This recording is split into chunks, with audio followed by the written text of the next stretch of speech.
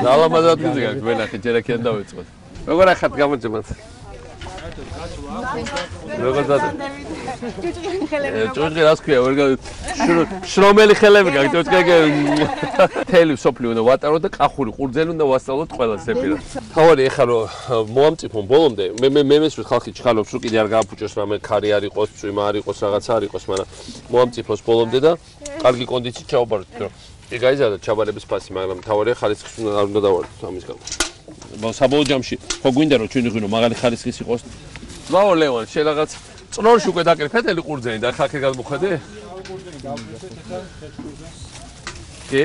კაცი თავს და სწორის ქარხანა უკვე წნორში რამდენი დაწი რა პროცენტია? დღეში 120 ტონას იბარებს კაცი თავს. კი? იქ ნახევარსაძე მეტრი რიგები ხო არ არის? არა, რიგები არა, თუ გროვდება მანქანები გურჯაანში უშვებს და საწვავსაც სახელმწიფო კომპანია ადლებს 20 ლიტრად დიზელს, რომ ტრანსპორტირება სადმე ეთავარი რაღაც ამოვარდა ან მოხდეს სადმე არ იყოს პრობლემა რა. ჩვენ ყურძენს ძალიან ჩქარა გაერთიმა სახე. მარტო რუსებმა იცოდნენ და პოსტსაბჭოთა ქვეყნებდა. ეხლა გავაგებიებს ყველას. მთელი ბავშვობა ამას ვაკეთებ. უგლიდი ვენა და ძალიან. იმიტომ გამოხედე კაი გოგო აბა.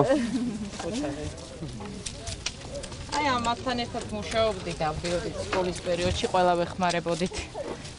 სკოლაში ორჯერ ვიყავი შრომის სემესტრი მანავში. მაგრამ ის სხვა ზონაა, სხვა ყურძენი. ჩვენ დაგვიზარდა კახეთი ემბარგოთი ჯერ. შემდეგ ამ სტიქით წელს თან ორჯერ. მაგრამ მე ვფიქრობ, ნუ ხალხს მივეცეს კომპენსაციების არაფერი აღარ დარჩა. მათ შორის ღვინოსაც მიცემ.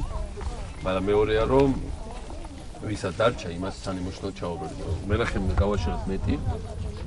ხარისხი უნდა ავამაღლოთ. ქართლები გაშინდება წელს რამდენიმე გაიხსნა, მომავალ წელს კიდე 5-6 გაიხსნება. საერთოდ რიგები აღარ უნდა იყოს. ყველი არის დიდი ზეიმი მართლა რა. ეს არის ახლა მოსავალი ბევრი რაღაც მოდის საქართველოში. და მათ შორის კახეთში. ყველი არის ნამდვილი ყველაზე მთავარი ქართული ზეიმი. ეს არის ბევრად მეტი ვიდრე სოფლის მეურნეობის მოსავალი. სხვა რაღაცაა რა. დღესასწაულია. ჩვენი სულის დღესასწაულია, ჩვენი იდენტურობის, ჩვენი მეუღლის, ჩვენი კაცობის, ჩვენი ქართველობის, ყველაფრის გამოხატულებაა ჩვენი პასპორტია.